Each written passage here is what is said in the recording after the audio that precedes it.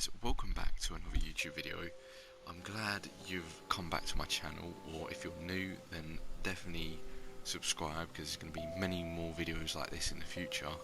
But today this is a pretty important one: removing the racing line.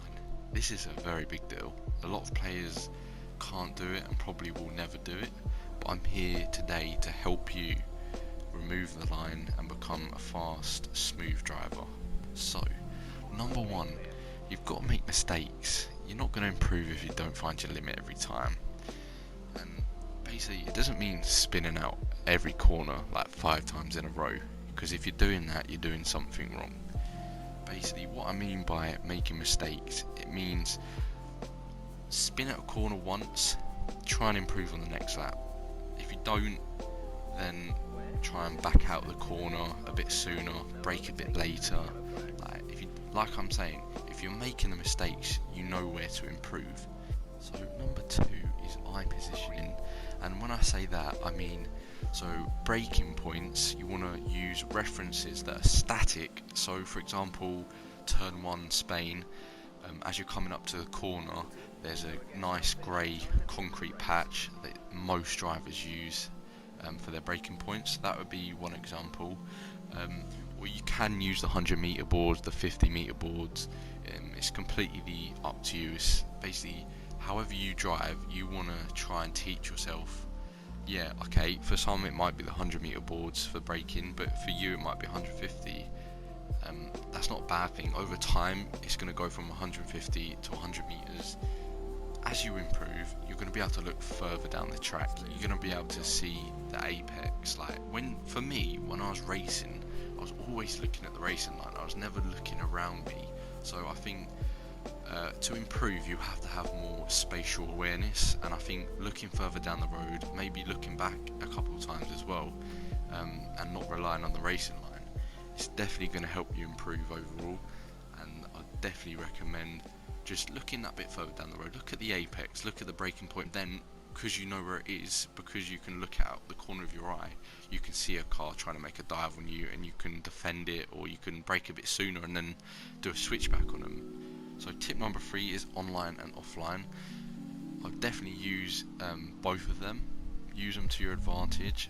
Offline is very good at 1 lap pace and time trials, whereas online it shows your race pace.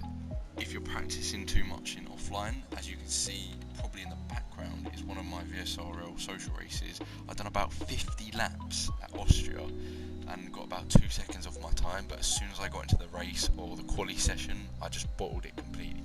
But time trial is definitely the best for beginners. You've got no cars around you, you can restart the laps so easily. So I'd definitely recommend going to offline for beginners, online for, I don't know, intermediate players. Tip number 4 is battle and fight other cars. When you're in your leagues or you're just online and you're fighting other cars, when you use the racing line, that's the only line you know. You can't improve or find different ways to keep momentum or slow down and do a switchback. So you want to fight other cars without the line. You'll learn new lines, and you'll learn how quickly and how slowly to take the corner while battling, or how late you can brake. Like I said, if you do make a mistake, which ties into tip number 1, just recoup and go again. It's only an online race. That's where I'd recommend to do it. If you are, if the season has started and you're trying to take off racing line, I'll just recommend do this season, and then in the pre-season before the next season, just take it off, do the social races, and you'll definitely improve. So tip number 5 is watch esport drivers, whether it's a YouTube video or on their live stream. I'd definitely recommend watching esport drivers like Jono Otmir, William Wilson. So number 5 is watch esport drivers. Basically it will help you understand where the braking points are, how quickly to take a corner without the racing line, but also if they have like a camera, then just watch their eyes and just see how much they're checking around them. Like I said, spatial awareness. These top drivers are brilliant at it, and they understand it so perfectly. Play with higher level players than yourself. If you can just get them in a party on PlayStation or Xbox or PC, whatever you're on, and just go to online racing and just have the two of you in the game, and for a couple of laps you can race each other, and then if you're finding that you're spinning out or you're not taking the corner right, you can go into spectate mode and spectate the high level player. That's one thing I haven't done yet, but I'd definitely like to do with some of the higher guys in my leagues. So tip number 6 is drive smoothly, not fast.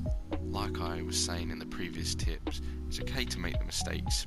It's okay to break a wing and crash out of the race. That's okay. But if you're driving smoothly, that tends to happen a lot less. And I see people these days, because they were driving really fast and aggressively with racing line on, when they take it off, they're making so many mistakes because they're rushing it. They're not being smooth on the throttle or smooth on the steering because they no longer have them reference points. So I definitely drive a lot smoother. It doesn't matter if you're at the back of the grid and you're driving smoothly, because you can look at these players ahead of you and think, oh, okay, they're taking this corner a bit quickly, so I'm going to do it smoothly but a bit quicker. And then over a couple of months, maybe a couple of weeks, depending on how good you are without the racing line, you'll be a lot faster. And I think tip number 6 is definitely the most important one, because if you're rushing, like I said, you're going to make the mistakes.